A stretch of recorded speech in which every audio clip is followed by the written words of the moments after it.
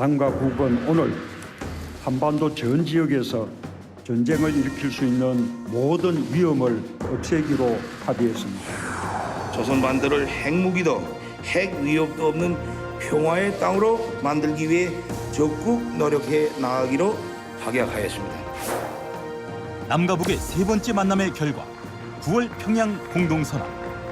한반도는 평화와 번영의 미래를 꿈꾸기 시작했다.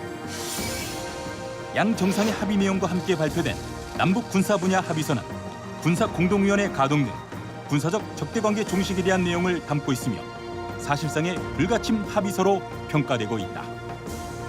이러한 전쟁 없는 한반도를 위한 기반 마련과 더불어 핵 없는 한반도, 핵 위협 없는 한반도를 위한 방안과 공동 번영을 위한 경제 협력 방안도 폭넓게 논의됐다. 또 문화, 체육 등 다양한 분야의 교류까지 9월 평양 공동선언은 다양한 내용을 포함하고 있다. 오는 25일 한미 정상회담이 예정된 가운데 평양 공동선언의 내용이 비핵화와 북미 관계 진전에는 어떤 영향을 줄 것인지도 관심이 모아지는 상황. 다음 주 유엔 총회를 비롯해 한반도를 둘러싼 숨가쁜 외교 일정이 이어지는 가운데 9월 평양 공동선언이 가진 의미는 무엇이고 풀어나가야 할 과제는 어떤 것들이 있을까?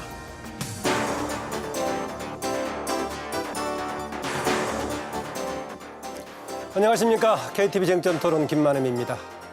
전쟁 없는 한반도가 시작됐다. 지난 19일 문재인 대통령이 평양 공동선언을 발표하는 기자회견에서 한 첫마디였습니다. 18일부터 20일까지 진행된 3차 남북 정상회담, 남북 군사 적대관계 종식부터 경제협력 그리고 비핵화 이르기까지 6개 항에 이르는 평양 공동선언에 합의했습니다. 이르면 올해 안에 북한 김정은 위원장의 서울 방문도 이뤄질 것 같습니다. 한반도 평화와 번영을 위한 이전과는 다른 발걸음이 시작된 셈입니다. 하지만 모든 일이 그렇듯이 큰 틀의 합의와 또 별개로 앞으로 풀어야 할 과제도 많습니다. 20일 끝난 3차 남북 정상회담 성과는 무엇이고 앞으로 어떤 과제들에 집중해야 할까요? 전문가들과 함께 이야기 나누는 시간 마련했습니다. 오늘 진행되는 토론은 유튜브와 페이스북 라이브를 통해서 생중계가 됩니다. 유튜브와 페이스북에 의견 남겨주시면 방송 중에 소개해드리겠습니다. 의견도 좋고요. 질문도 좋습니다. 패널을 지적해 주시면 그 패널께 제가 대신해서 직접 질문 드리겠습니다. 패널을 4분 소개해드리겠습니다. 이화여대 북한학과 김석향 교수 나오셨습니다. 어서 오십시오. 안녕하십니까. 이 정상회담이 올해 들어 벌써 3번째인데 꿈결처럼 끝났습니다. 이제 뭘 어떻게 해야 될지 좀 차분하게 생각해야 될 때라고 생각합니다. 예, 김진양 개성공업지구 지원재단 이사장 나오셨습니다. 어서 오십시오. 반갑습니다. 김진양입니다. 3차 정상회담 2박 3일간의 아름다운 영화 한 편을 본 것 같습니다. 찬찬히 잘 짚어보고 그 뜻들을 새길 필요 있을 것 같습니다. 네, 통일연구원 조한범 선임연구위원 나오셨습니다. 예, 안녕하십니까. 역시 이번에도 판문점 회담처럼 아주 잘 기획된 아름다운 연출을 한번 봤다 이렇게 생각이 들고요. 그러나 연출만 가지고는 오래 갈 수는 없죠. 그러니까 이제 스토리가 탄탄한 그 연출에 해당하는 내용을 채워가는 작업이 필요하다는 점에서 저는 첫 출발이다. 이제 시작이다. 그러나 이제 향후가 더 중요하다 이런 생각을 해봤습니다. 네, 아산정책연구원 개원연구위원님 차두현 박사 나오셨습니다. 어서 오십시오. 네, 안녕하십니까. 총론 면에서 이번 이 금년 들어 3번째 남북 정상회담이죠. 평양 정상회담은 한반도 평화를 위한 중요한 초석을 이룬 총론 면에서 한 걸음인 것만은 분명하고요. 강론 면에서의 일부 미진함이라든가 아쉬움 이런 총론을 가릴 수는 없다고 생각합니다. 다만 이제 정상회담이 끝난 지금 이제는 좀 차분하게 강론 부분에서 혹시 우리가 더 유의해야 될 부분은 없나. 그리고 또 어떤 노력들이 앞으로 필요한가에 대해서 좀 찬찬히 짚어야 할 단계라고 생각을 합니다. 감사합니다. 네, 총론에서는 그동안에 4.27 판문점 선언 이래로 계속된 진행이 있지만은 강론 부분 조금 더 따져볼 여지가 있다. 이렇게 얘기해 주셨네요. 이번 3차 평양에 있었던 남북 정상회담, 평양 공동선언으로 합의문이 집약이 됐습니다만은 이 합의문의 여러 가지 내용 6개 항으로 이제 구분할 수 있겠죠. 합의문의 내용을 뿐만이 아니라 평양 순환공항에 도착했던 첫날 평양 시내 카페를 했던 장면들, 다음 날에 또 합의문 발표했던 기자회견, 그리고 어제 오전 천지에 들렸다가 돌아오는 장면까지 여러 가지 있을 것인데 합의 내용과 그동안 일정에 비춰봤을 때 종합적으로 어떻게 보셨는지, 어느 부분에 주목하는지 김석환 교수님 먼저 시작하실래요? 네, 평양 공동선언을 이제 발표를 하신 다음에 네. 말씀하시는 내용을 들으면서 하나씩 다시 한번 생각을 해봤거든요. 어젯밤에 이제 드디어 끝났으니까. 근데 끝나고 난 다음에 다시 한번 생각해 보면서 굉장히 성과도 사실 많았고 예. 그리고 아름다운 그림도 많은 장면들이 나왔고 저도 확 이번은 정말 잘 됐다 하고 싶은 마음이 있는데 그럼에도 불구하고 그럼 어제 한쪽에서 오후에 봤던 것보다 집에 들어가서 생각하니까 점수가 더 좋게 평가가 됐습니까? 아까 얘기하시는 톤이 그렇게 지금 하고 싶다니까요. 하고 싶다. 네, 예. 그런데도 내내 마음에 걸리는 부분이 하나가 있어요. 예. 그게 뭔가 하고 이렇게 되짚어봐요. 왜 내가 이렇게 확 찬성을 못하는지, 왜 더 높은 점수를 드리고 싶어 하면서도 못하는지를 짚어봤더니 생각해보니 예전에 우리 대통령 두 분이 예. 예전에 먼저 정상회담을 하시고 오셨잖아요. 네, 2000년, 2007년. 네. 예. 그리고 그때마다 이제 하셨던 말씀들이 북한은 핵 개발을 할 의지도 없고 할 필요도 없고 능력도 없고 이런 말씀들을 하셨던 기억이 있습니다. 예. 그런데 막상 그 뒤에서 계속 안 한다 하면서도 핵 능력을 개발해 왔고 이게 2017년에 5차 핵실험, 6차 핵실험으로 나타나면서 차원이 달라졌다 하는 얘기가 나오기 시작했거든요. 예. 지금 이번이 어쩌면 마지막 기회라는 생각이 듭니다. 예. 그러니까 이번에 문 대통령 책임도 크고 또 김정은 위원장은 과거에 자기 아버지가 했던 안 한다고 했지만 실제로 핵 개발을 해서 이 핵무기를 손에 쥐고 있는 상황에서 우리가 지금 상대를 해야 되는 거잖아요. 예. 그러니까 우리 국민들과 그리고 전 세계를 향해서 안 한다고 했었는데 했던 그 과거의 아버지의 업보까지도 예. 책임져야 하는 것 때문에 지금 제가 확 찬성을 못하는 것 같은 그런 느낌이 들었어요. 네, 조금 뭔가 좀 남기고 얘기하시는 것 같은 들어보기로 하고요. 네, 김진영 이사장은요. 네, 이번 3차 정상회담은 제가 보기에 왜 했는가? 1차, 2차 정상회담 끝나고 나서 6일 북미 정상회담이 있었습니다.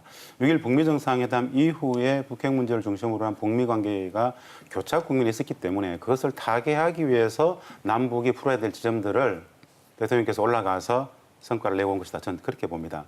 그래서 남과 북이 양 당사자가 한반도의 평화 문제, 군사적 신뢰 구축의 문제, 그야말로 전쟁 없는 한반도 시대를 우리가 할 수 있는 선에서의 실질적인 종전선언까지 저는 담보했다고 보고요. 이후 예상되어지는 2차 북미 정상회담의 물꼬를 다시 한번 텄다.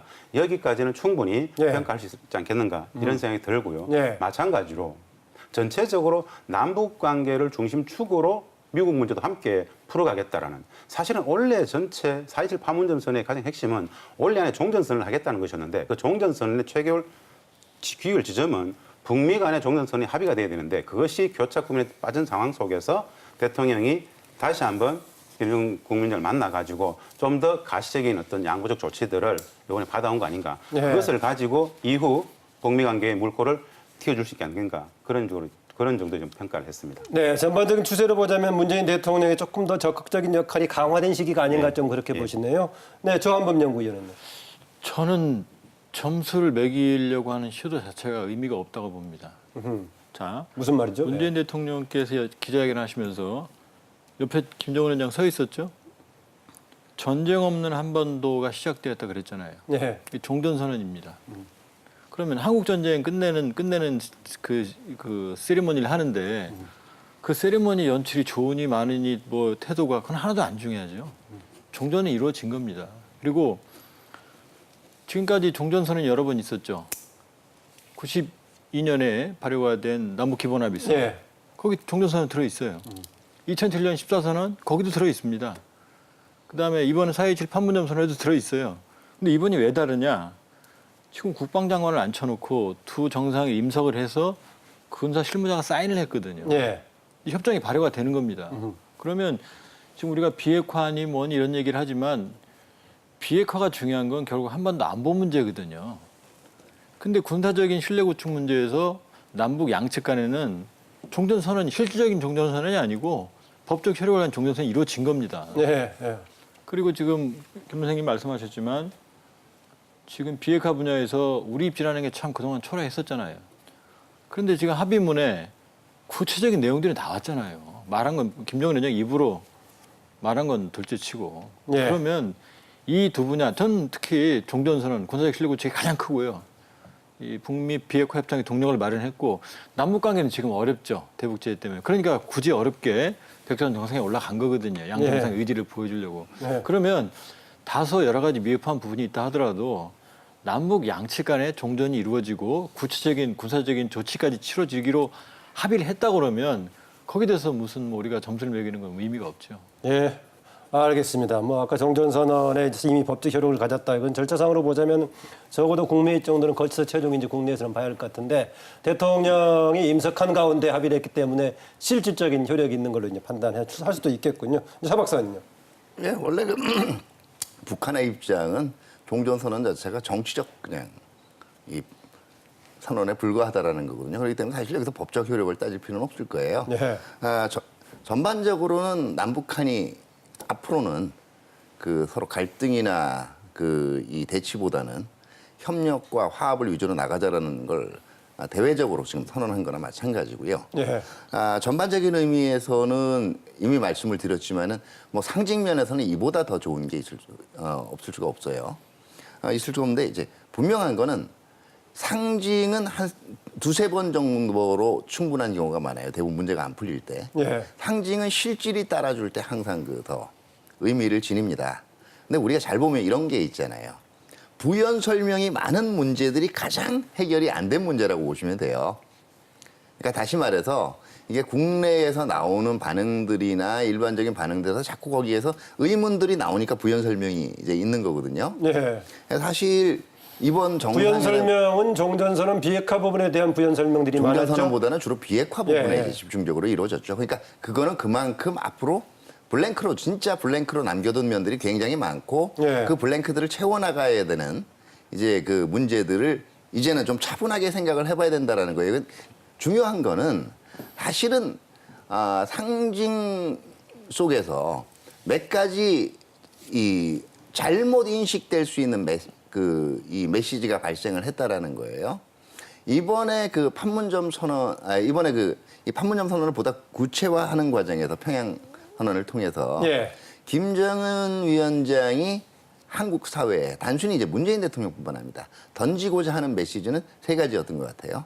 예, 어떤 것들입니까? 첫 번째는 결국은 지금 이 북미 간의 회담이 아무래도 안 풀리고 있으니까. 그런데 내가 먼저 움직일 생각은 없다. 그러니까 이런 뜻을 다시 한번 확실하게 이 전달을 해달라는 게 첫 번째고요. 두 번째는 내가 사실 요새 좀 어렵다. 이건 남북한 간의 협력을 가지고 풀어나가자라는 거고. 세 번째 메시지는 자, 우리 서로 군사적 공격 안 하기로 했지 않냐. 그렇기 때문에 북한 핵 문제는 이제는 철저하게 대미용이지 예. 대남 위협이 아니다. 그렇게 인식할 필요 없다. 그렇게 좀 한국 사회가 인식해줬으면 좋겠다라는 메시지거든요. 이 세 번째 메시지가 굉장한 매그니튜드를 지니는 거예요. 예. 이게 경우에 따라서는 한국 사회 내에서 상당한 논란과 논쟁을 유발할 수 있는 건데 여기에 대해서 어떻게 국론을 결집해 나갈 것인가. 그러니까 북미 간의 관계를 중재해 나가는 것도 중요하지만 여기에 대한 이제 차분하게 국내 의견들을 수렴하고 분명한 거는요. 우리는 항상 어떤 그 회담이 끝나고 나면 듣기보다는 말하려고 해요. 사실은 그게 이랬어. 이 진심을 왜 몰라주는 거야? 근데 이제는요. 좀 광범위하게 듣기도 해야 될 시기라고 봅니다. 예. 저는 차 박사님 말씀하실 때 김정은 위원장이 내가 먼저 움직일 생각은 없다라는 메시지라고 하셨잖아요. 저는 그렇게까지 박하진 않습니다. 그 움직일 생각이 없는 것 같지는 않아요. 그런데 그러니까 이 김 위원장이 움직이는 폭이 굉장히 그러니까 망설이면서 조금씩 그럴 수밖에 없을 것 같아요. 그러니까 조심조심 반발짝 정도씩 여건을 보면서 가는 그런 움직임이라서 이렇게 아예 뭐 움직일 생각이 전혀 없다는 그런 박한 평가를 내리고 싶지는 않지만 그러면 이렇게 먼저 큰 발자국 뛸 생각은 없다라는 얘기. 네, 뭐 김정은 위원장 행보 관련해서 앞으로 계속 얘기하실 기회가 있을 테니까요. 지금 일단 총평을 좀 들어봤으니까요. 이 정도 하기로 하고요. 총평을 들어보니까 네 분이서 뭐 흑백 정도의 차이는 아니지만은 같은 영역에서 스펙트럼 상의 조금의 오늘 견해 차이라든가 인식의 차이는 좀 있어 보이니까는요. 중간에 얘기하는 도중에 보완 얘기라든가 또 이견 있으시면 수시로 얘기해 주시기 바랍니다. 이번 역시 가장 큰 이번 주제는 비핵화였었지만은요. 또 가장 구체적인 거 하나가 군사 분야 관련된 분야였어요. 이번에 정상회담에 동반했을 때 정부 부처의 장관들도 여러 분야 같이 갔죠. 뭐 철도 관련된 국토교통부도 장관도 갔었고 여러 분야 같이 갔었는데 그중에서도 군사 분야는 직접적으로 양쪽의 장관들이 나서서 합의문까지 서명을 하는 이런 상황이었는데 아까 저한범 의원 사실상 그런 내용은 종전선언이다라고까지 했는데 뭐 정말 그렇게 좀 봐야 되겠습니까? 어떻습니까? 김정희 사장. 상징적으로 이미 구체적으로 명확히 얘기를 했죠. 9월 19일 날 우리 국방부 장관과 민무력상 앞에 세우고 두 지도자가 담보하듯이 그 서명의 모습도 그렇고요. 특히 어제 9월 20일 그저께 5.1 경기장에서 전쟁 없는 한반도 시대를 다시 한번 좀 선포를 하듯이 문재인 대통령께서 했단 말입니다. 연설했죠. 예. 사실상의 불가침 합의다. 새로운 평화의 시대에 저거다. 실질적인 종전선이다. 이런 말들이 많이 나오는 것은 이번 9월 평양선언의 부속 합의로 만들어둔 국방부 장관과 민무력상 간의 합의서를 디테일하게 다 보고 있으면은 어떤 생각이 드냐면은 실제로 한미 동맹도 있고 여러 가지가 있지만 남과 북이 취할 수 있는 군사적인 구조적 군비 통제든 운용적 군비 통제든 굉장히 디테일하게 실질적인 일체의 적대적 무력 행위를 하지 않겠다라는 선을 다 담고 있어요. 이것은 이제 앞에 실천의 문제가 남아 있습니다만은 양 정상이 실질적인 두 군부를 책임지고 있는 그 담당자들 앞에 세워놓고 부속 합의까지 달았다는 것은 이전에는 별로 없었던 구체적인 합의다. 그렇기 때문에 실질적인 종전선으로 봐도 무방하다. 이것을 담보할 수 있는 건 이후에 휴전협정의 조인 당사자인 미국을 어떻게 얘기에 참여시킬 것인가의 과제가 남아있긴 하지만 남과 북이 할 수 있는 영역 속에서는 최선을 다해서 만들어낸 것 아닌가. 우리가 할 수 있는 영역 속에서는 그나마 실질적인 종전선언을 내용 담을 수 있을 만큼 아주 구체적 디테일하게 담았다. 이 정도로 저는 좀 평가합니다. 차두현 박사는 안보 분야 전반을 전공하지만 특히 이쪽 분야를 전공하고 계시는데 어떻습니까? 자, 지금 우리가 그럼 불가침하고 종전이라는 게 어떤 뜻인지 한번 보죠. 종전이라는 불가침은요, 미래에 대한 군사적인 현재와 미래에 대한 군사적인 교전 행위를 하지 않겠다라는 약속이에요. 이거는 그동안에도 많았습니다. 대표적인 게 1992년에 남북 기본합의서가 체결될 때 남북 간 불가침에 대한 부속 합의서도 같이 체결이 됐어요. 휴전 혹시 정전협정에서도 그런 것은 금지하고 있는 거 아닙니까? 아닙니다. 근데 이제 문제는 뭐냐면은요. 정전협정 당시에 규정하던 협정 당시에 1950년대하고 1990년대에 군사 기술상의 차이가 엄청나기 때문에 이게 그 당시에 정전협정 때 이 정도로 제한해 놓으면 안전하겠다고 얘기한 게 이미 1990년대 가면 진부해져 버리는 거거든요. 그러니까 1992년 당시에 남북한 불가침에 관한 부속합의서도 비교적 정교한 조치들이 있어요. 근데 이게 벌써 20년이 지나는 동안 일반적으로 얘기하는 군사혁신 그다음에 국방 변환이라고 얘기하죠. 이런 질적 현대화들이 이루어지는 과정에서 이미 그 조치들도 서로 간의 어떤 신뢰를 담보하기에는 그런 걸 감안한 이번에 합의라고 보십니까? 그런 변형이 있었던 것이고요. 종전선언은 사실은 과거의 전쟁에 대한 종결이거든요. 그렇기 때문에 모든 이 평화협정이나 강화 조약을 보면 제1조가 종전선언이에요. 이건 끝났다. 그러니까 사실은 지금 불가침에 대한 합의는 지금 분명하게 돼 있는 게 맞고요. 한국 전쟁이 끝났다 안 끝났다라는 건 사실은 제가 보기에는 교전 상태가 없었던 1990년대부터 우리는 계속 묵시적인 종전선언을 외쳐온 거예요. 그렇기 때문에 이 문제는 자꾸 그렇게 마치 이 문제를 반복을 하다 보면 이게 그러면 남북한 간에 종전선언 다 했는데 이제는 미북 간에 양자만 하면 끝나는 건가? 이런 형식상의 의문들도 들기 때문에 자꾸 여기에 대해서 제가 볼 때는 불필요한 수사가 나오지는 않는 게 좋을 것 같아요. 여기서 하나만 좀 짚고 넘어가야 되는 게요. 교전 당사자가 전쟁을 종식할 때 종전 선언을 포함하는 평화 협정을 체결합니다. 최 박사님 말씀처럼. 예. 근데 지금은 평화 협정을 체결 못하죠. 북핵이라는 걸림돌이 있으니까. 그러니까 세계 외교사에서 찾아보기 어려운 종전선언에 대한 논란이 발생을 하는 겁니다. 예. 종전선언하고 평화협정을 구분하는 2단계 해법이 나오는 거고, 그런데 그러니까 종전선언을 하게 되면 비핵화도 촉진하고 평화체제도 촉진하는 입구 역할을 하는 거죠. 원래 외교사에 이런 사례가 없습니다. 근데 지금 논란은 뭐냐면 종전선언을 하면 전쟁이 끝났기 때문에 지금 군비 통제를 해야 됩니다. 전쟁하는 상태에서 안 하는 상태로 바꿔야 될 거 아닙니까? 예. 초기 단계가 운용적 군비 통제입니다. 군비는 그대로 있는 상태에서 공격하지 않는 형태로 군비 운용을 하는 거죠. 요게 나아가서 이제 군축으로 갑니다. 그게 이제 구조적 군비 통제거든요. 예. 전쟁을 안 하는데 무기를 많이 가질 수가 없거든요. 근데 여기에 이제 우리 내부 사회에 논란이 발생을 하는 거죠. 근데 저는 어떻게 보냐면, 좀만 더 말씀드리겠습니다. 어떻게 생각을 하냐면, 지금 남북한 간에 분쟁의 위기가 줄어든다.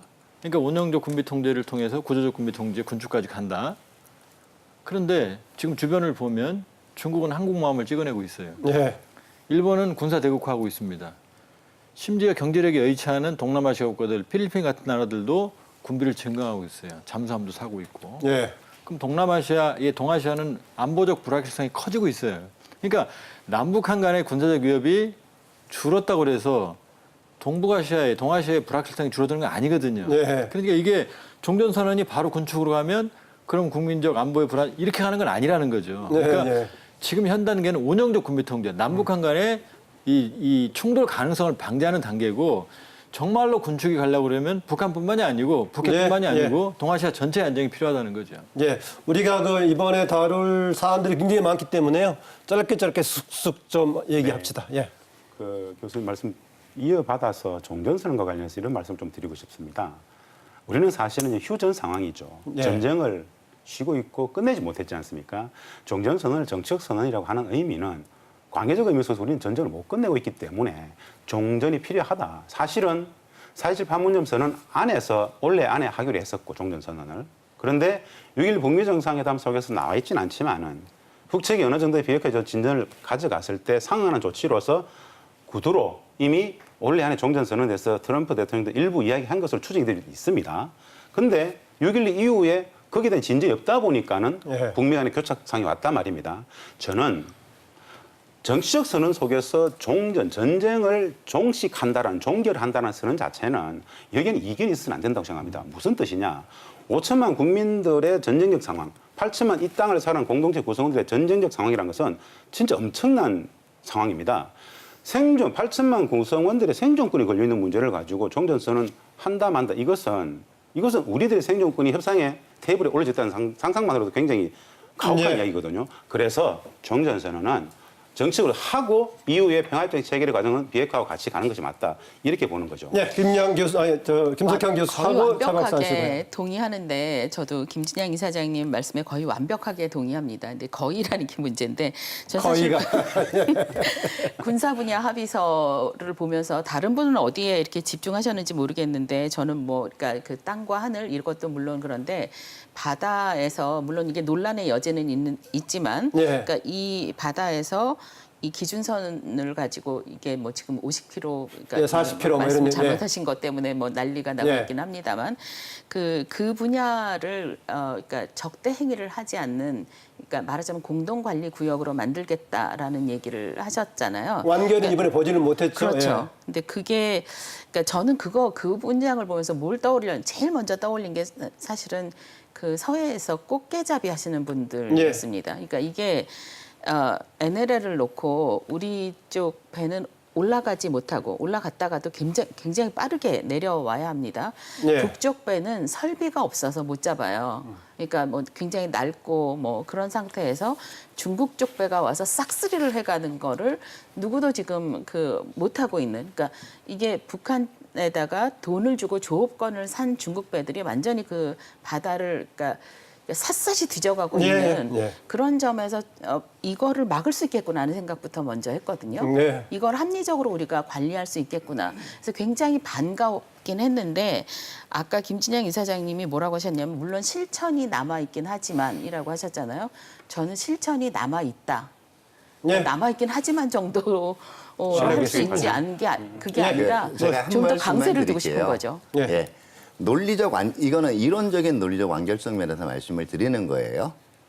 일단 그 정치적으로 종전을 선언하는 행위는 새로운 관계를 규정하기 위한 건데 예. 이게 군사적인 논리로는 더 이제 심오한 그 뜻들이 있어요. 보통 그 종전이 이루어지지 않고 대치 상태에 있는 그 양자가 평화를 구현하기 위해서 할 때 하는 군비 통제는 순서가 이렇게 됩니다. 신뢰 구축, 그 다음에 운용을 제하는 운용적 군비 통제, 그 다음에 마지막이 구조적 군비 통제로 가요. 이번에는 주로 이제 운용적 군비 통제 조치들이 많이 약속이 되죠. 그런데 예. 종전하고 나면요, 원래는 군축이 먼저 시작이 돼요. 왜냐하면 전쟁을 하느라 양쪽의 군비가 굉장히 비대해졌기 때문에, 그렇기 때문에 1차 세계대전이 끝나고 난 다음에도 워싱턴 군축회의가 있었던 거고, 2차 세계대전이 끝난 다음에 이 상응하는 군축회의가 없었기 때문에 예. 상당히 세계가 시끄러웠던 거거든요. 예. 그렇기 때문에 자꾸 지금 우리가 종전 자꾸 알겠습니다. 이걸 강조하면, 예. 아니, 저는 이론적으로, 분명한 게 이론적으로는 지금 군축을 해야 돼요. 예, 아까 뭐 조한범 의원은 뭐 군축 차원의 문제는 오히려 지금 세계적으로 특히 동북아 차원에서는 군비 오히려 경쟁력을 강화할 시기이기 때문에 운영에 있어서 이렇게 긴장 완화 방향으로 가는 게 지금 방향이지 군축과 연결해서는 곤란하다라는 얘기를 지적해 준 것 같습니다. 이 과정에서 군사공동위원회는 계속 그동안에 예전부터 논의가 돼왔던 것이죠. 그런데 뭐 가동 잘 될 것 같습니까? 어떻습니까?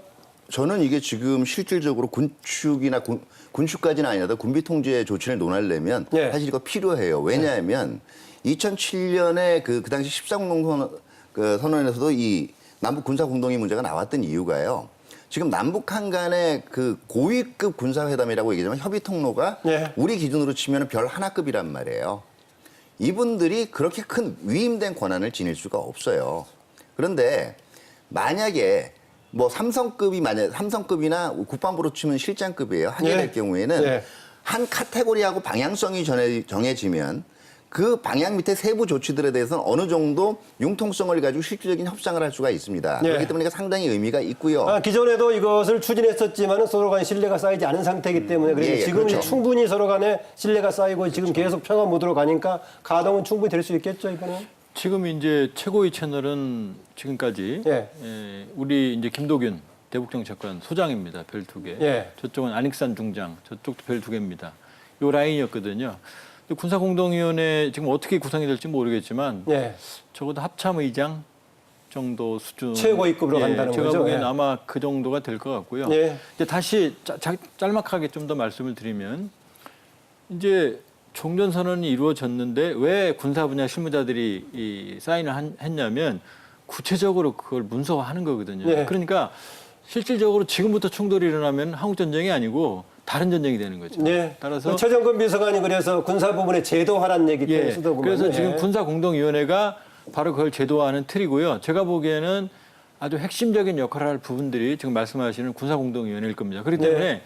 지금 판문점 선언 이행을 위한 이게 모법이라는 얘기입니다. 네. 1차 군사 분야의 합의서거든요. 네. 그러니까 이 부분은 앞으로 활동이 상당히 활발해질 겁니다. 실질적으로 이게 지금 이행을 담보하기 위한 거거든요. 그리고 이게 지금 구체적인 수준이 그 2007년의 경우처럼 삼성급일지 예. 아니면 그러니까 군사 분야 합의를 이행을 담보하는 예, 중심 아니, 근데 사실 이게 에이전트다라고 그 봐야 이상으로 되겠네요. 중요한 의미가 있어요. 예. 왜냐하면 이렇게 지금 소장급 그다음에 삼성 내지 4성급이 있고 나면은요. 어느 쪽에 교두보가 만들어지는 그다음에는 국방장관 회담이 정례화되게 돼요. 예. 이렇게 되면 알겠습니다. 정무적인 판단에서부터 큰 카테고리의 정책 틀 그다음에 구체적인 조치까지가 이루어질 수 있는 3단계의 협의체가 완전히 완결이 되는 거거든요. 예, 제가 이 질문을 좀 드려보고 싶은데 김진양 인사장한테 좀 답을 듣고 싶은데 네. 보수 일부 야당에서는 이번에 군사적 합의를 두고 우리만 일방적으로 무장 해제한 거 아니냐라는 것인데 오해입니까 아니면은 뭐 일리가 있는 얘기입니까 아니면 뭔가 설득이 필요한 내용입니까 어떻게 보십니까? 합의문을 제대로 읽어봤을까요? 상방위, 상호, 설정도 상호, 모든 상호 간의 군사적인 일체 무력 적대입니다. 예, 서해도 동해도 쌍방 비슷한 거리로 잡았죠. 상호 간에 똑같은 이야기거든요. 우리만 일방적으로 했던 말이 안 되는 이야기죠. 예, 합의문을 한번 제대로 보면 남과 북이 쌍방에 이 모든 상호 간의 작용으로서 합의했다 이렇게 다 나와 있습니다. 그걸 가지고 그냥 공세적 측면에서 그렇게 이야기한다는 것은 호도죠. 왜곡이고. 김석현 교수님 어떻습니까? 그런 문제 제기에 대해서 할 수도 있다고 보십니까? 비판을 하시는 분들은 그러니까 물론 이제 문구를 보고 이게 양쪽이 비슷한 거리가 맞냐, 그러니까 비슷한 영역이 맞냐 이걸 가지고 하시는 거는 논란을 초래한 부분도 분명히 있다고 생각하고요. 초래하는 부분도 있다. 네, 왜냐하면 실제로 그러니까 그 상황을 그냥 차라리 처음부터 정확하게 설명을 해줬으면 훨씬 깔끔했을 것 같은데 이거를 자꾸 말을 바꾸고 하니까 이게 뭐 있는 거 아니야 하는 생각을 실수한 거예요. 하게 된 것 같고요. 구체적으로 어떤 분야라고 김진양 이사장이 지금 질문하는데. 아니, 그러니까 왜 처음에 그러니까 각각 국방부가 40km씩 얘기한 그러니까 지금 논란은 이거예요. 실질적으로 완충 지역이라는 게 범위가 어디냐. 네. 처음에 국방부 설명 자료에서는 이 덕적도 양측 다 40km씩이에요. 네. 그런데 이게 다른 지점까지는 양측 다 40km라는 설명이 맞는데 NLL의 가장 서쪽에 있는 백령도를 기점으로 해서 봤을 때는 사실은 그 구간이 우리 쪽이 더 늘어나게 돼요. 근데 제가 이 비슷한 데서 설명을 해드렸는데 무슨 얘기냐면은요. 이게 이 지역으로 우리 군함이나 함정이 못 지나가라는 얘기가 아니에요. 근본적으로는 이 구역 내에서 지금 군사활동, 상대방의 오인이나 예.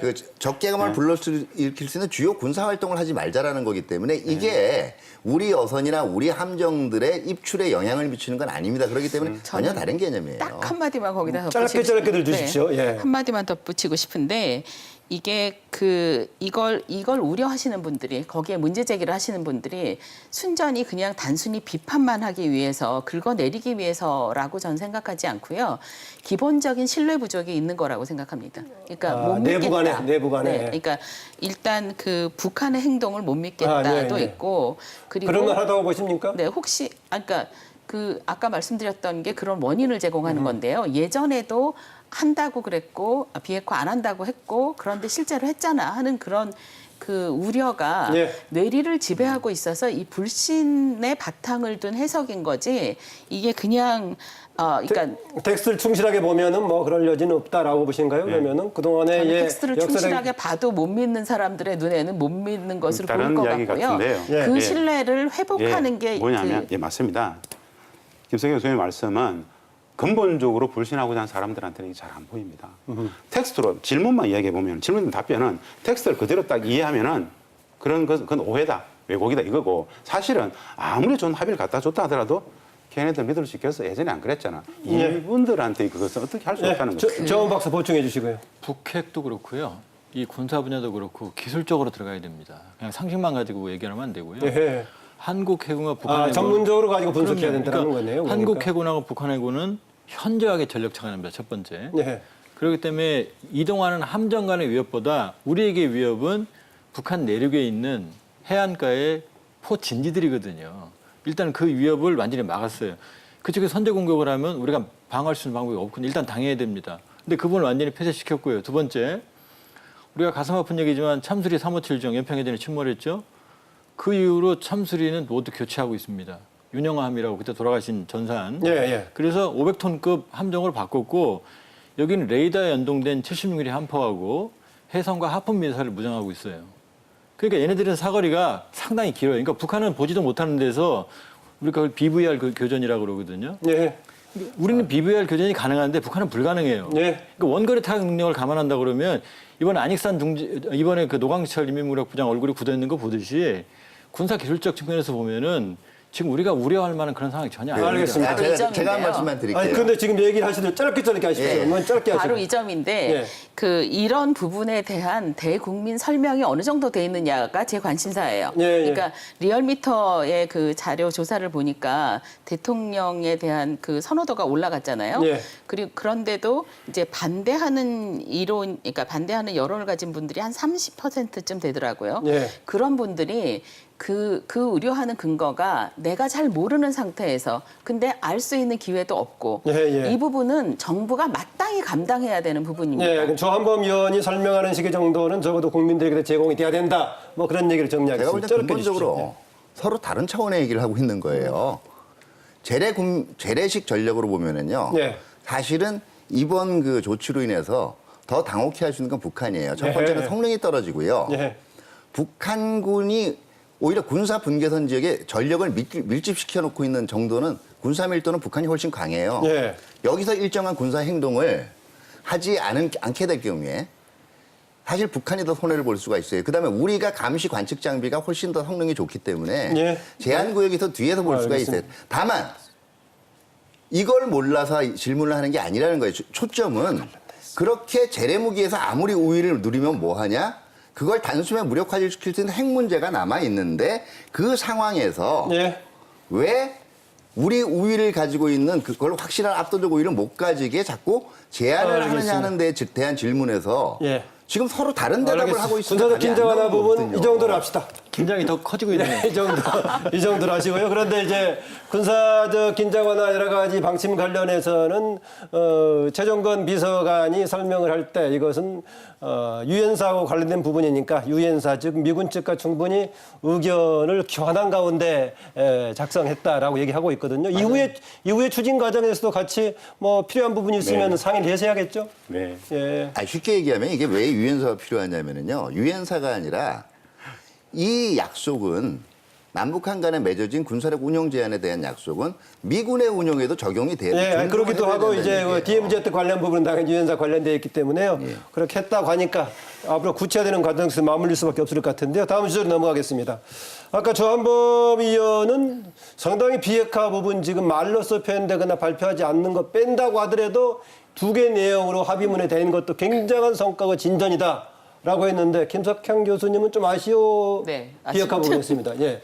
아마 어떻게 왜 아쉬운지 먼저 주십시오. 어제 대통령이 그러니까 바로 대국민 보고를 하셨잖아요. 네. 그때도 아마 그 논란의 그 가능성을 염두에 두고 계신 것 같아요. 예, 가장 긴 시간 논의했다라고 얘기했고요. 네. 예. 그리고 아주 구체적으로 설명을 하셨어요. 이 영구적 폐기라는 게 무슨 뜻이냐 하면 불가역적이라는 네, 그러니까 이 돌이킬 수 없게 만든다. 그런 얘기를 하신 이유가 그러니까 참가는 또 검증 가능한 얘기가 그 있었고요. 단어 하나를 들어서 설명을 하신 이유는 이게 우리 국민들 속에서 논란의 여지가 있겠구나 하는 걸 이미 알고 계셔서 그런 설명을 하신 것 같은데. 그럼 김석환 교수님도 보기에 논란의 여지가 있다라고 보셨나요? 아니요, 이거 자체는 저는 괜찮다고 생각해요. 예. 근데 문제는 이거 뭐 괜찮다가 아니라 그동안에 비해서 비핵화의 순항 진행이 상당히 됐느냐 안 됐느냐 그 말입니다. 그러니까 그 부분인데요. 이게 진행됐다고 해야 되나 하는 의심이 있는 거죠. 그러니까 이런 정도의 얘기는 사실은 예전에도 나왔던 건데 이걸 지금 그러니까 저는 이제 기대를 하기를 여기 담지 않은 내용이 많다고 하셨잖아요. 그러니까 이 공동선언에 담지 않았던 내용이 많이 있고 많이 있다는 얘기는 잘 모르겠고요. 있을 수 있다는 얘기죠 지금. 네. 예. 그리고 이거를 트럼프 대통령한테 가서 전달을 하겠다. 그리고 제가 희망을 품었던 부분은 김정은 위원장의 비핵화 의지가 확고하다는 걸 내가 확인했다 네. 하는 얘기를 하시는 거로 미루어 이게 다가 아닐 거다라고 생각을 하고 있지만 이거 자체만이라 그러면 아까 말씀드린 것처럼 김정은 위원장이 움직일 마음은 있으나 딱 반발짝만 움직인 것 같은 느낌입니다. 이 부분 조한범 의원이 바로 좀 얘기해 줘야겠네요. 왜냐하면 이 두 조항도 굉장한 성과라고 평가하셨기 때문에. 예, 저는 뭐 어마어마한 성과다. 어마어마한 왜 성과다. 그러냐면 자 보세요. 어제 합의문은 북한 인민들에게도 공개가 됩니다. 그렇죠? 지금 15만 명 5일 경기장에서 봤지만 그 환호하는 인민들에게 김정은 위원장이 그동안 해온 얘기는 뭐냐면 핵은 민족의 복음이라고 얘기해왔어요. 네. 그러니까 참았어요, 인민들이.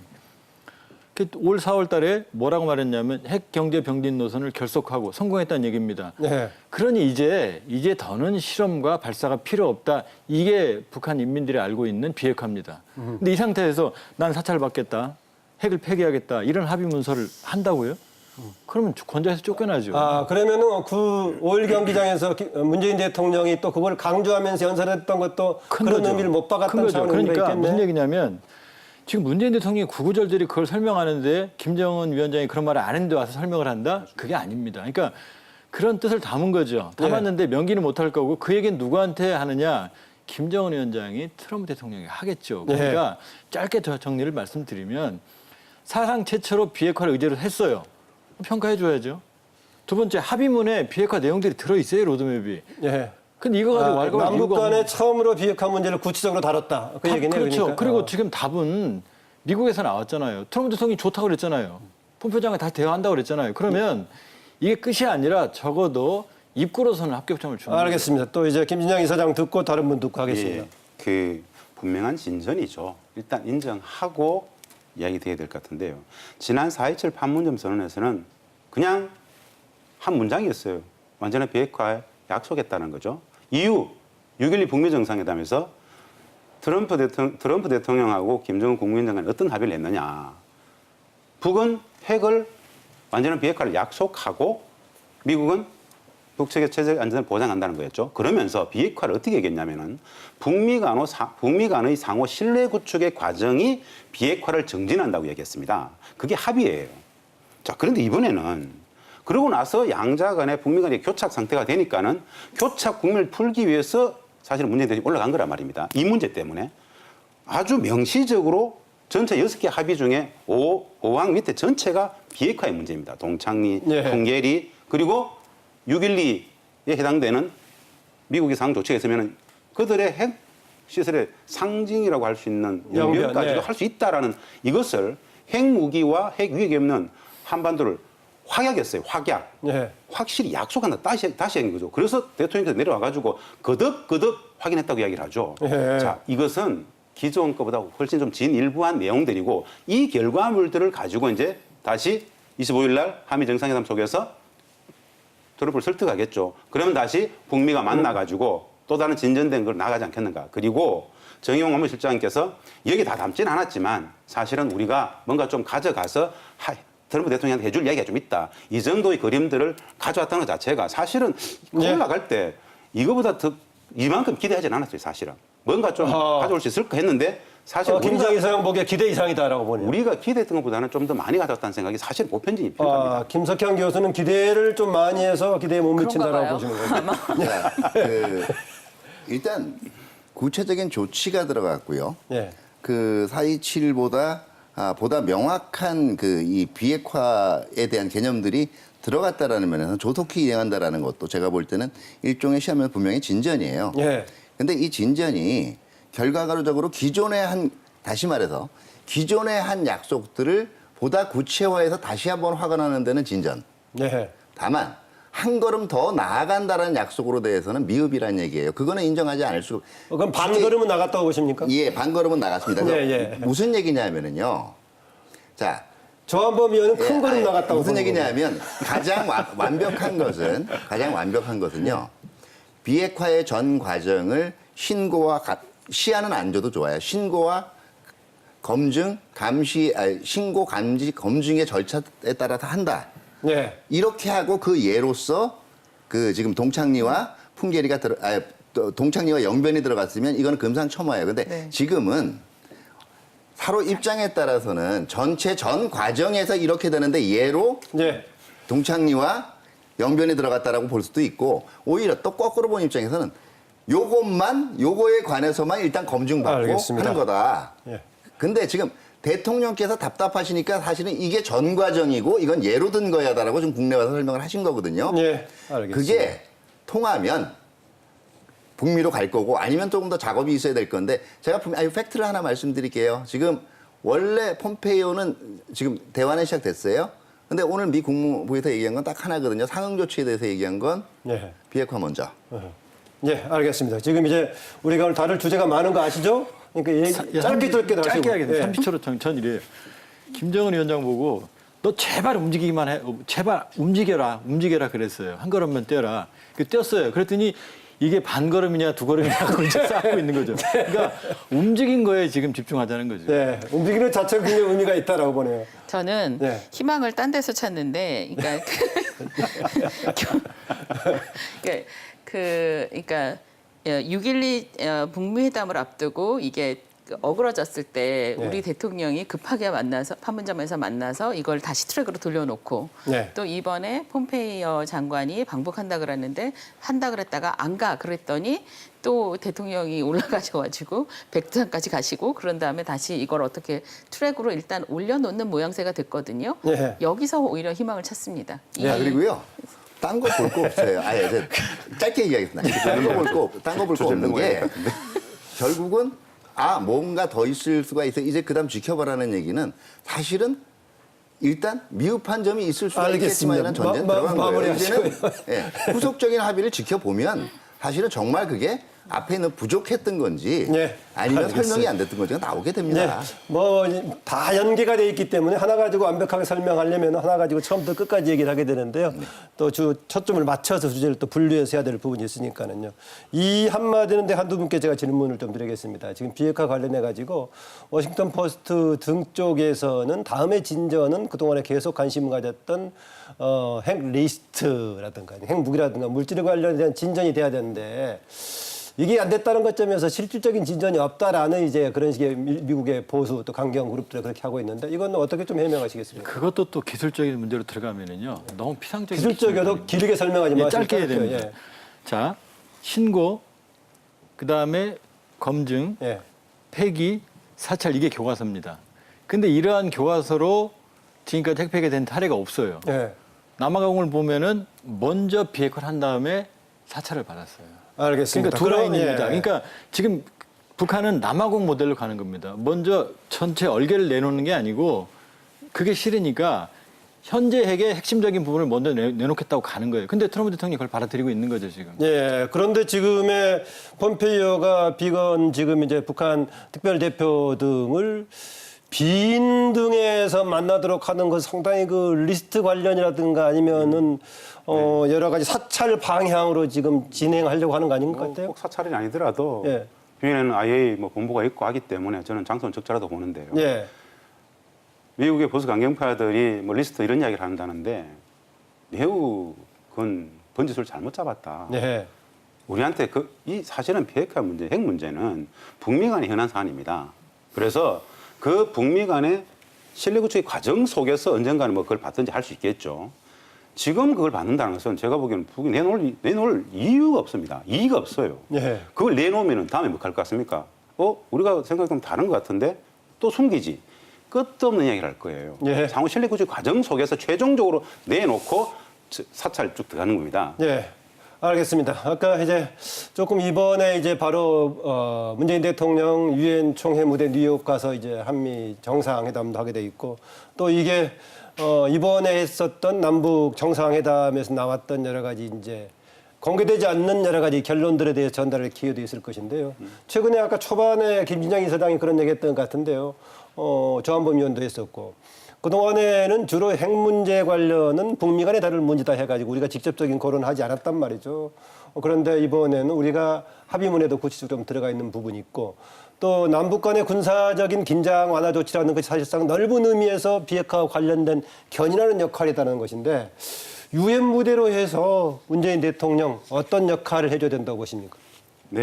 당장 이제 추석 연휴에 넘어가게 되죠. 미국 가서 유엔에서 여러 활동들이 있는데 제가 보기에는 사실은 이전 시기에 한반도 문제 이 분단의 주체는 남과 북인데 사실은 그 모든 분단의 폐해는 우리가 다 안고 있음에도 불구하고 평화의 진작 과정에서는 국제정치가 아주 밀도 높게 결합이 돼 있었습니다.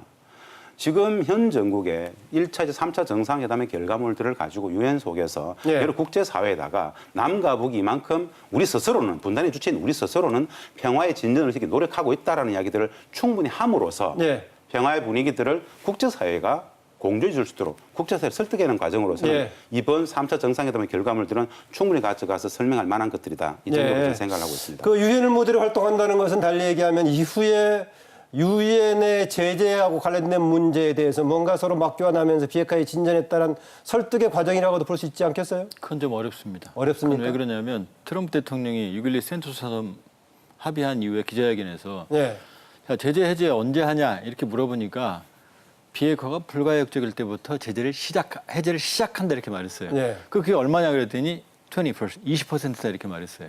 그러니까 뭐냐면 이 말씀은 그 수치가 중요한 게 아니라 그런 기준이면 아까 김석향 교수가 얘기한 대로 그러니까 미진하다고 봐야겠네. 아니죠.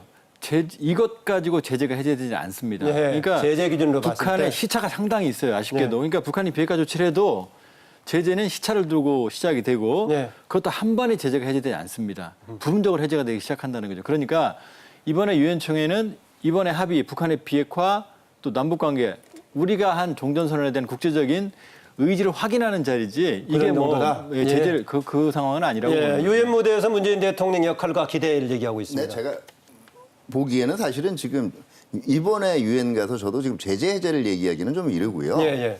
사실은 아니 이제 뭐 해결을 직접 얘기하는 것이 아니라 이제는 활동하게 되면 엮어질 수 있다라는 거죠. 한반도에서 이런 네. 평화의 분위기가 조성이 됐기 때문에 그 얘기입니다. 사실은 제재 해제보다 자 한국 전쟁이 일어날 때 한국을 그 국제 기구의 이름으로 도와준 게 유엔이었어요. 네.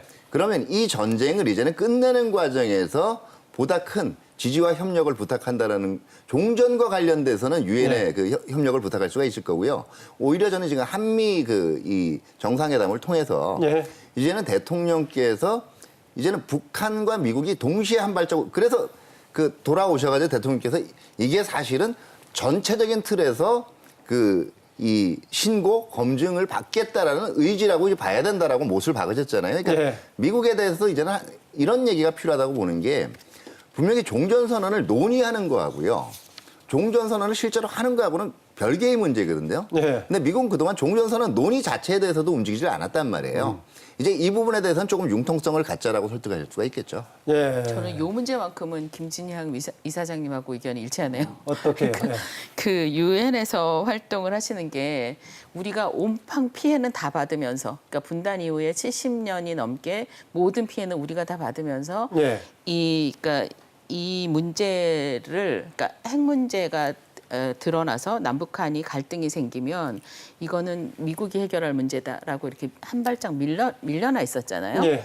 근데 그 문제 4.27 때까지는 뭐 좀 그런 그랬죠. 적이었었죠. 예. 더군다나 뭐 4.27 때까지도 그랬던 것 같아요. 그런데 요번 그러니까 평양 공동 선언을 통해서 아, 이 사람들이 당사자지 하는 게 다시 인식을 네, 하게 예. 됐고, 그러니까 북한의 핵이 있어서 누가 피해를 보나, 이게 결국은 한반도에 사는 사람들이 직접적인 피해 당사자구나. 그러니까 그런 이 문제에 용어를 대해- 반복해서 이번에 썼죠. 예. 네, 이 문제에 대해서 목소리를 정확하게 내야 하는 거구나. 예. 그런 무대가 그러니까 의미 있게 마련된 게 저는 유엔이라고 생각해서 예. 이 자리에서 아마 그 대북 제재를 당장 논의하는 거는 뭐 직접적으로 당장 논의하기는 말이 그렇죠, 당연히. 안 되는 일이고, 그런데 그냥- 그런 이제 배경이 좀 될 수 네. 있지 않겠느냐 그런 이게 차원에서 질문을 적어도 드리는 그 거죠. 시작하는 데서 아주 강력한 의미를 두고 있고, 마침 또 저 백두산 그림을 비롯하여 예, 예. 굉장히 보기 좋은 그림들이 많이 나왔잖아요. 이게 예. 충분히 사람을 시각적으로 이렇게 자극을 주면서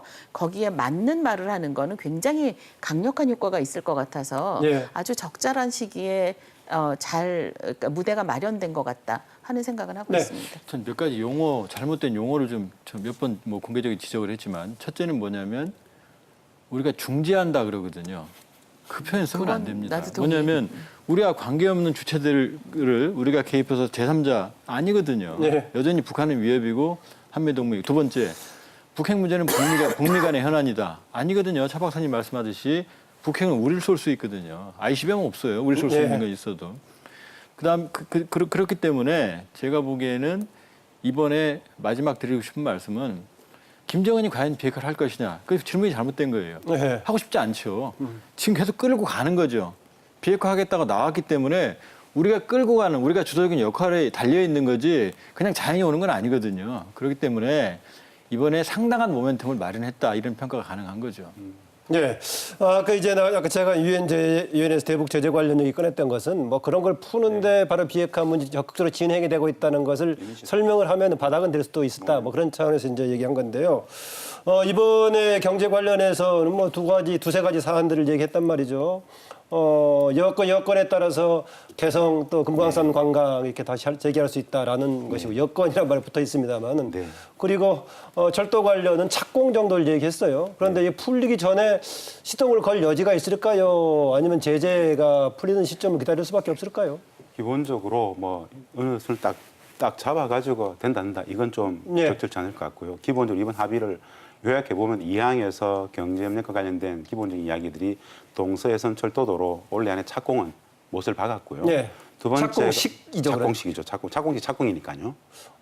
그럼 착공이면 착공식. 작업도 할수 겁니까? 당연히 착공식을 하겠다는 건데 뭐 식만 해놓고 뭐 계속 끌지는 않지 않겠습니까? 글쎄요. 두 번째 조건이 되는 대로 개성공단과 금강산 관광 우선 정상화, 네. 우선 정상화라는 말을 표현했었습니다. 그리고 네. 세 번째가 서해 경계 공동특구하고 동해 관광 공동특구를 이야기를 했습니다. 여기에서 저는 이제 이 개성공업지 주임재단이라든가 개성공단 문제, 남북 경협 문제를 전체에서 계속 들여다보고 있으면은 이 여건이 되면 내지는 조건이 되면 이 네. 조건과 관련해 가지고 바로 다이렉트로 아무리 제재로 바로 이렇게 해석하시는 분들이 있어요. 그건 전 조금 아니라고 생각합니다. 예. 그렇다면은 제재가 풀리는 대로 이렇게 썼을 거예요. 왜 조건이 됨이라는 걸 썼느냐? 여러 가지 움직일 수 있는 여지들을 좀 둔 거죠. 우리가 좀 적극적으로 이 문제를 좀 풀어보겠다는 꼭 의지들이 제재 하나이면 한정된 단어가 아니라 이거 말이죠. 아니다 이거죠. 예, 무슨 여건이라는 뜻이냐? 것이. 예. 안보리 제재, 예를 들어서 개성공단만 하더라도 안보리 제재가 공단을 닫은 건 아닙니다.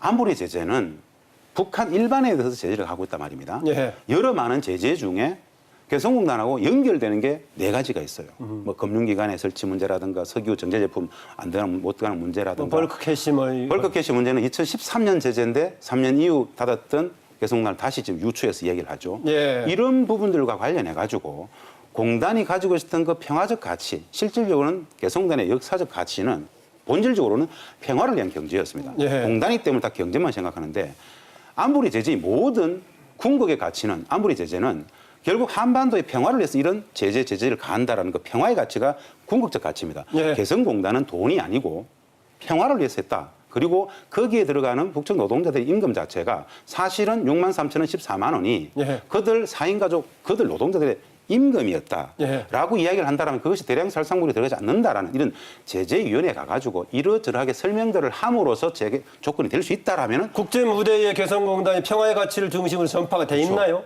전혀 안 돼 있습니다. 그러겠죠, 그러니까. 전혀 안 돼 있기 그러니까 때문에 제가 상당히 그런 중요한 여지들을 과제를 조금씩 열어가지고 조건이 예. 될 수 있다라면은 정상할 수 있다는 얘기인데 이것을 안보리 제재나 미국의 독자 제재 그것만 딱 규정을 예, 해놓으면은 문신의 폭은 하나도 없습니다.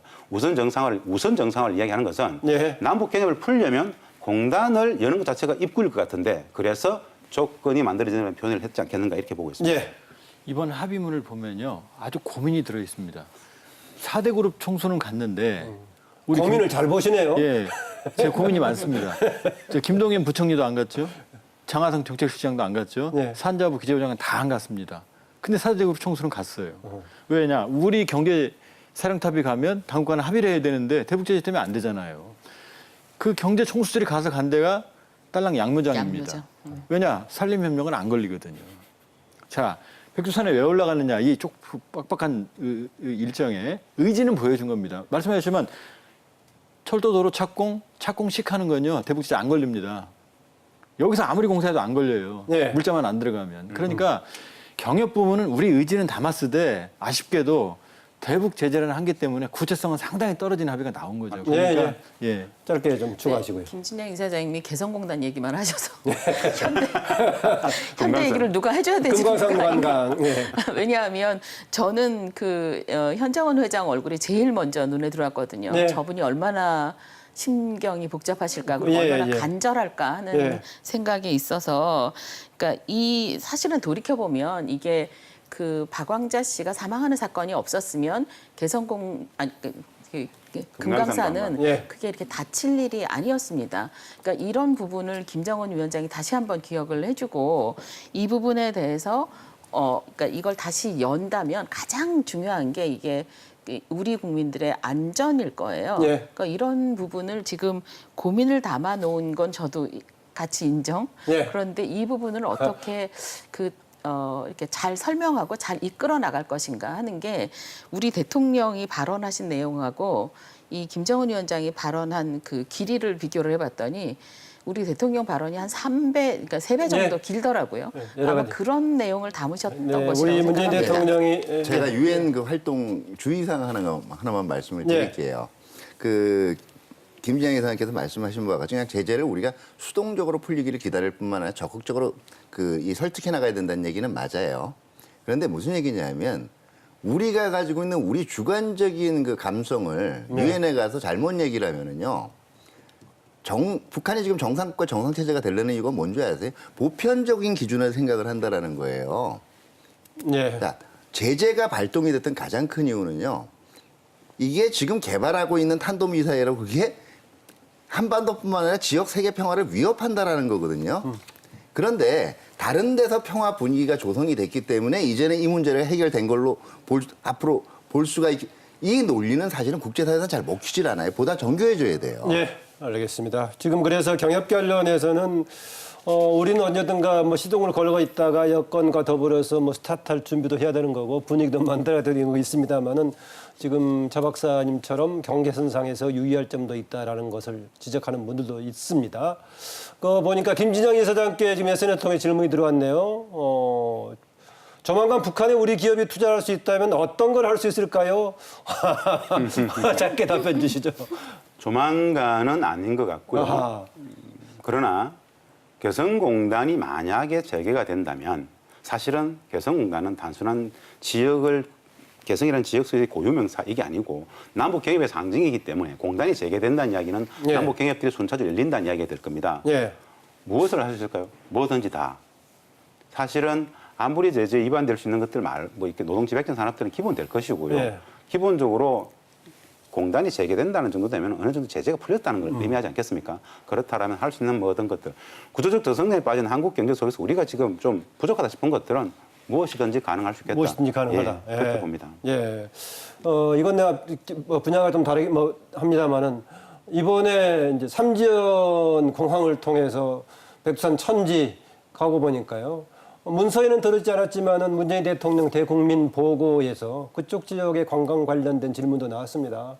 앞으로는 바로 거기를 통해서 우리 대한민국에서 백두산 갈 수 있게끔 하겠다라는 거. 역시 또 관광하고 관련된 거 아니겠습니까? 예, 얼마나 좀 조기에 가능성이 있다고 보세요? 그것도요. 예. 우리가 너무 뭐 꿈은 가지되 지금 공군 1호기가 아니라 2호기가 가죠. 예. 1호기가 내릴 정도로 공항 규모가 크지 않거든요. 지금 중국 쪽에서는 4개의 루트가 있는데요. 백두산 올라가는데 네. 북한은 하나밖에 없습니다. 그러면 그 좁은 공항에 그런데 대한 중국 쪽에서는 지금 케이블카 같은 게 없죠, 사실은. 차고 가는 내려올 거죠. 수 없으니까 대대적인 개보수가 있어야 되고 또 육로로도 가야 되거든요. 예. 그렇기 때문에 당장 갈 수는 있겠지만 그러나 일반인들이 불특정 다수가 가기에는 사실은 준비하는 데 상당한 시간이 예, 걸립니다. 순서로 보자면 그러면은 이번에 문서에 들어있었던 동해 쪽의 특구 정도가 오히려 먼저 될 가능성이 있네요. 오히려 이런 게 있죠. 뭐냐면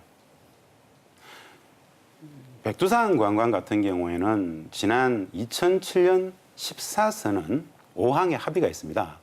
김포, 백두산, 즉 서울, 백두산 직항을 합의했었습니다. 예. 이미 14선은 11년 전에.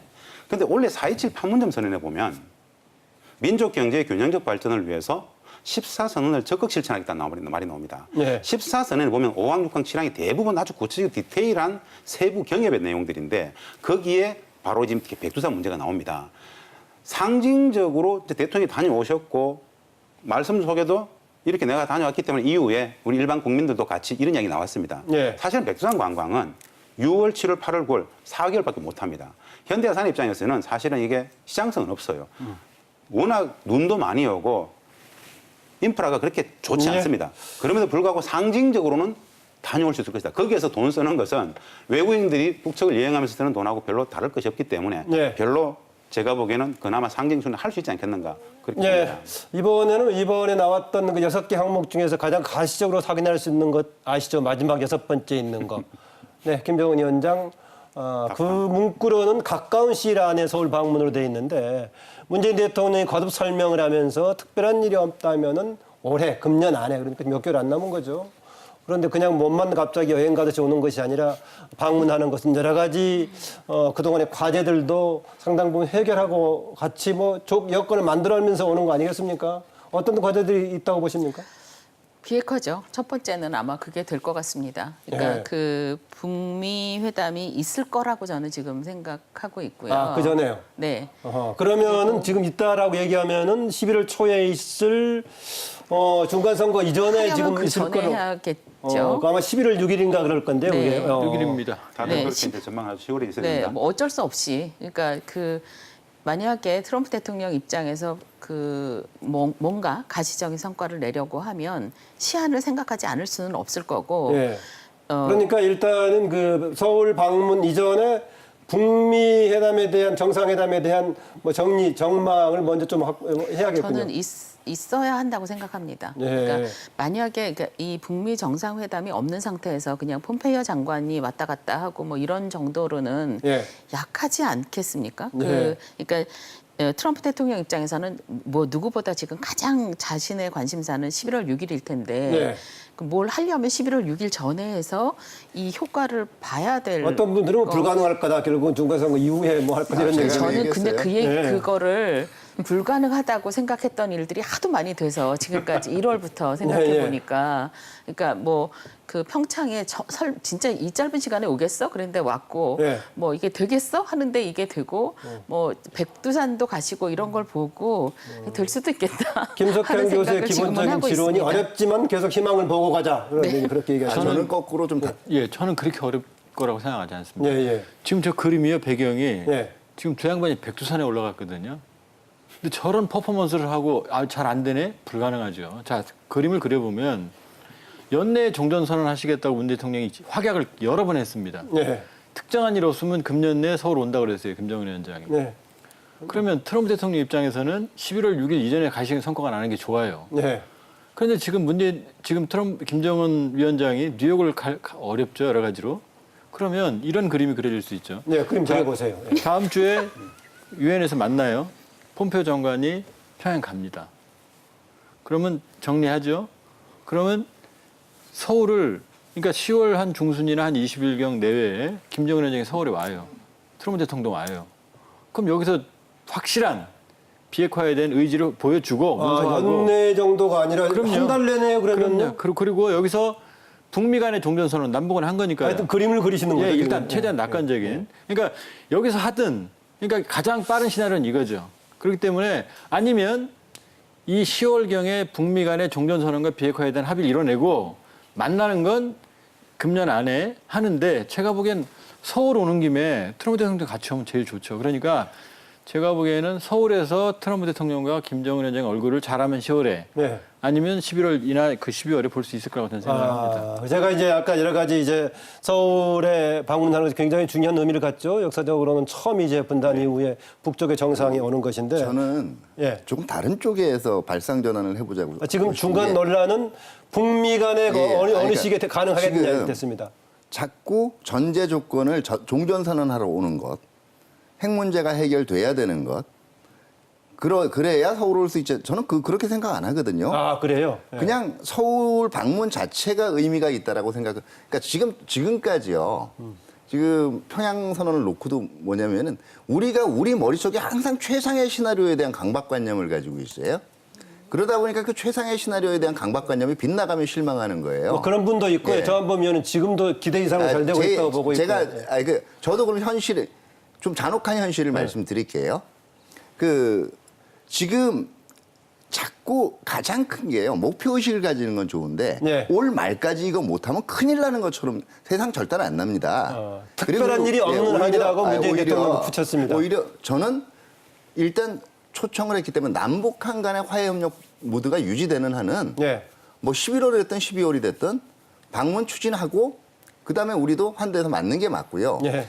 거기에다 만약에 다른 일들이 잘 돼서 종전선언이 와서 이루어지고 이러면 금상첨화인 거지. 예. 그 앞에 자 한번 생각을 해보시죠. 지금 얘기하는 게 트럼프 대통령이 지금 하는 중간선거가 우리는 항상 우리가 보고 싶은 눈으로 미국을 봐요. 트럼프 대통령이 중간선거에서 지금 이미 트럼프 대통령이 중간선거 전략에서 얘기하는 북한 핵은 전체를 뒤집을 굉장히 중요한 수단 목록에서 벗어났어요. 네. 그러면 무슨 얘기냐면 지금 트럼프 대통령 지지율 얘기해 보면 정확하게 어떤 지지율이냐면요. 굉장히 절망적이라서 어떤 뭐 이런 사안 가지고 지금 뭐 제주도 전세를 풀 무기가 되지 못한다라고 보군요. 첫 번째 그렇고요. 두 번째는 그렇다고 자기 마음대로 지금 그럼 오케이 내가 종전선언 해줄게. 이럴 만큼 탄탄한 지지율도 되지 않아요. 아, 그러니까 뭐 트럼프의 이후에 중간선거 전략으로서 별로 의미가 없다 이렇게 좀 평가하셨는데. 저는 그럴수록 이게 그 전략적 효과는 있을 수도 있다는 생각이 듭니다. 그러니까 이것도 안 되고 저것도 안 되는데 그림 좋은 게 나올 수도 있는 거죠. 그래서 그러니까 그 차두현 박사님의 분석이 굉장히 설득력을 지니기는 하는데 그런 상황일수록 트럼프의 승부수적 기질이 나올 수도 있겠다 하는 생각을 하고 있어서 잘 모르겠습니다. 제가 보기에 문재인 대통령께서 왜 다음 주에 미국을 가죠? 트럼프와 김정은 국무위원장이 만남을 해서 가는 겁니다. 예. 당연한 거 아닙니까? 3차 정상회담 왜 했습니까? 2차 북미 정상회담 왜 해서 간 거 아닙니까? 이 모든 그림은 사실 2차 북미 정상회담에 맞춰져 있는 겁니다. 시간이 언제일지 모르겠습니다. 무엇을 담을지는 모르겠어요. 중요한 건 비핵화의 진전을 통한 종전선이라는 게 이미 1차, 2차, 3차 정상회담 때 충분히 초점이 맞춰져 있는 합의된 컨센서스 이루어져 있는 의제입니다. 네. 그것을 위해서 이렇게 움직이고 있단 말입니다. 그렇다면 여러 많은 이번 3차 정상의 결과물을 가져가서 트럼프 대통령 설득해가지고 그것이 언제, 제가 보기엔 당연히 11월 중간선 이전이겠죠. 하려면. 그렇게 전망하는 것이 그냥 보편적인 전망 아니겠는가. 예, 예. 청원할 시간이 있으면 짧게. 예, 짧게 하십시오. 예. 트럼프 미안합니다. 제가 짧게는 단어를 많이 써서. 미국 경제는 좋습니다. 근데 지지율은 떨어져요. 문재인 대통령은 다른 쪽은 평가가 좋은데 경제가 나빠요. 맞아. 그러니까 이걸 뒤집어 얘기하면 아까 뭐 전세를 못 뒤집을지 모르겠지만 트럼프 대통령은 뭔가 절실한 성과가 필요한 거예요. 경제 이후에. 그러면 북핵만큼 미국 국민을 위협하는 북핵만큼 성과가 어디 있습니까? 아직도 북핵은 매력적인 카드죠. 네, 역시 그 부분은 지금 차대원 박사뿐만이 아니라 상당히 한반도 비핵화 관련된 것이 트럼프의 국내 정치의 에너지에 있어서 얼마나 도움이 될 것인가 말 것인가에 대한 견해차가 확실히 있는 것 같습니다. 지금 차대원 박사 비슷하게. 그리고 제가 간단하게 말씀드릴게요. 우리가 지금 글쎄요. 이건 뭐 의견이 다를 수가 있겠습니다. 어떤 정책이 지속 가능하기 위해서는요. 제일 큰 거는 그 나라에 있어서 어떤 최고 지도자를 설득하는 게 아니라 특히 민주적인 국가에서요. 그 국가에서 일반적으로 정책 결정을 하고 있는 중간 관료들이나 그다음에 나머지는 정책 서클을 납득시키는 일이에요. 우린 지금 얘기하는 게 트럼프가 워낙 이 성격이 특이하기 때문에 이걸 받을 수 그렇게 트럼프를 설득하려는 접근하면 절대로 그 다음 과정이 지속 가능하지 못해요. 짧게 얘기하시고요. 네, 저는 바로 그 지점 때문에 미국이 민주주의 국가고 그 중간 관료들이나 그 주민들을 설득하는 게 훨씬 굉장히 중요한 의미를 지니고 단순히 트럼프 대통령한테 집중할 수 없기 때문에 바로 북핵이 굉장히 매력적인 카드가 될 수 있다고 생각합니다. 네, 이번에 우리 합의문에도 들어 있습니다만은 가기 전부터 임종석 실장이 준비위원장이었죠. 이산가족 상봉 문제에 관한 상당히 구체적인 방향을 얘기했어요. 대부분의 강연은 정상끼리 논의해서 이제 합의를 봐서 발표를 하는데 그런데 한편으로는 이게 구체적으로 이제 여러 가지 다양한 방식으로 수시에 상봉할 수 있도록 하겠다. 또 당장은 지금 이제 금강산 상시 면회소 자체 지금 여러 가지 폐쇄가 돼 있어서 어려운 거 복구 작업을 당시하겠다라고 했는데 조만간 바로 가셔야 될 상봉의 방식이 좀 다양화될 것 같습니까? 이 분야는 우리가 남북이 이미 합의가 돼 있기 때문에 특별히 제재라든가 이런 부분들하고는 크게 적용받지 않기 때문에 누군가 일각에서는 연내에 다른 이산가족 상봉에 대한 계획들이 안 나왔기 때문에 좀 실망스럽다고 얘기했는데 사실 그 전체를 포괄해가지고 상설 면에서 바로 개부하겠다는데 사실은 금강산 면회소의 지금 상황이 어떤 상황이냐면은 심각하게 건물이 이렇게 문제가 된 건 아닙니다. 다 봤는데 조금만 일부만 보수하면은 될 수 있는 상황이고요. 그걸 통해서 원래도 언제든지 할 수 있지 않겠습니까? 마찬가지로 화상 상봉이라든가 전수조사라든가 이런 부분들 속도를 좀 낼 수 있지 않겠는가 의지가 확고하기 때문에 또 그렇게 저는 생각합니다. 정범 의원님, 남북연락사무소의 경우에 공동연락사무소의 경우에는 지금 사실상의 이제 대피업으로 넘어가는 그런 과도기적인 좀 기구의 성격도 가지고 있는 거죠? 제가 보기에는요. 아주 길게 본다 그러면은 남북 연합의 출발점입니다. 전 좀 오늘 과정 그림을 잘 그리시니까 왜냐면 고민하고 그림을 많이 그립니다. 그러니까 지금 양측의 차관급의 모든 전반 분야의 상시 연락 채널이 만들어진 거죠. 그러니까 이게 제가 보기에 빠르면 지금 트럼프 대통령 임기 내 비핵화 자꾸 나오잖아요. 그럼 평화협정 그때 체결될 거고 기본협정은 남북 기본협정은 그때 체결될 겁니다. 그렇기 때문에 평양 대표부, 서울 대표부도 그렇게 먼 그림은 아닙니다. 네, 개소식도 갔다 오셨죠? 네, 개소식을 갖고 남북 상호 60명 정도가 기존 남북교류협력 사무소에다가 공동연락사무를 차렸는데 기대가 크죠. 아마도 이번 3차 정상회담 이후에 속도는 더 날 것 같습니다. 저는 조한범 연구위원님 말씀처럼 동의가 됩니다. 사실은 남북 공동연락사무소를 굳이 개성공단에 둔 이유는 판문점에 두는 게 사실 맞습니다. 근데 이것이 향후에는 두 가지 기능을 하겠죠. 모든 것을 1년 365일 24시간 서로 협약했다는 것이고 남과 북이 기합의했던 2006 6.15 공동선언의 2항 남북연합제로 본다라면 그 사무국을 기능해야 될 것이고 장기적으로는 지금 당장은 서울 평양의 대표부 이견을 같이 해야 될 것인데 그런 맹화가 출발됐다는 측면에서는 굉장히 큰 사건일 수 있다. 저는 그렇게 봅니다. 예, 이제 마무리할 시간 벌써 된 것 같습니다. 할 말 많은데요. 짧게 마무리 더 하게 그럼 한 20초만 더 드릴게요. 얘기하십시오. 지금 섬까지 들었는데 제가. 이산가족한테 하십시오. 이산가족 문제는 얘기를 안 왜냐면 해주셔서. 이산가족 어르신이 출신이니까. 입니다. 뭐가 됐건 간에 제가 원하는 이산가족 상봉은 언제든지 만날 수 있는, 원하는 사람은 언제든 편하게 만날 수 있는 것, 이게 빨리 왔으면 좋겠고 이게 사실 제재 문제랑 논의할 사안은 전혀 아닙니다. 다만 북한의 행보가 마음에 걸리긴 합니다. 그게 성분과 연결이 돼 있는, 북한 내에서 주민 성부가 연결이 돼 있는 문제라서, 그런데 어쨌든 설득을 해내야 될 것 같고요.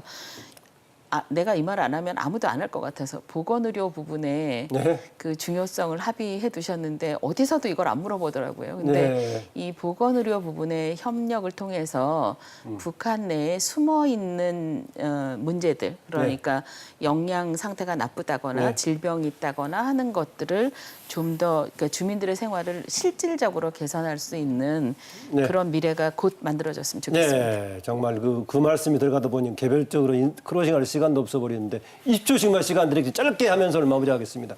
뭘 좀 나머지까지 강조하고 싶으신 말 한 말씀만 하고 지나가겠습니다. 차 박사님부터 쫙 하겠습니다. 네, 뭐 사실 이번 남북 정상회담 평양선언 그 상징 면도 그렇고 실질적인 면에서 상당한 성과를 이뤘다는 걸 부인할 수 있는 사람은 없어요. 예. 그리고 다만 그 과정에서 지나치게 이 성과가 있다라는 걸 강조하기 위해서 앞으로 나가야 될 소요를 혹시 우리가 예. 지금 허투루 하는 건 아닌가를 다시 한번 돌아볼 필요가 있고요. 예. 되도록이면 이제는 우리도 얘기하기보다는 바로 국민들로부터의 모든 목소리를 겸허하게 듣는 노력이 필요하다고 봐요. 예, 예. 저는 한반도 분단의 주체는 남과 북이죠. 이것을 풀어가는 노력도 사실 우리가 주도적으로 해야 됩니다. 우리는 지나치게 국제관계, 미국, 여러 많은 것들을 너무 크게 고려해 두는 것 같아요. 네. 이제 3차 정상회담 보면서 느꼈던 게 우리가 주도성을 발휘할 시기가 좀 됐다라고 저는 좀 봅니다. 네, 조한범 박사. 문재인 이펙트도 있습니다. 문재인 그러니까 이펙트. 90도로 인사하는 지도자, 겸양의 말투를 쓰는 지도자. 저는 평양이라는 잔잔한 호수에 우리가 돌을 닦는 네. 거죠. 그 잔잔한 물결도 그 효과도 언젠가는 큰 변화로 나타날 겁니다. 네, 김숙현 교수님 아까 인사 추가 발언한 걸로 마무리하도록 하겠습니다. 시간이 다 돼서요. 지금 이제 남북 정상회담 관련해서 네 분의 전문가들과 얘기를 나눴는데요. 상반된 두 가지 의미를 생각해 봐야겠습니다. 하나는 이것을 우리가 좀 차분하게 중장기적인 민족적인 시각으로 봐야 될 필요가 있다는 점이 있고, 그러나 또 다른 한편으로는 반대로 지금 굉장히 중요한 시기이기 때문에 이 시기를 놓치면은 쉽지 않다는 점에 상당히 우리 모든 노력이 필요하다. 이 상반된 두 가지 색깔을 가지고 우리가 한번 마무리를 해야 할 것 같습니다. 오늘 여기서 마쳐야 할 것 같습니다. 네 분 수고하셨습니다. 예, 감사합니다. 네, 시청자 여러분 고맙습니다. 다음 주에 뵙겠습니다.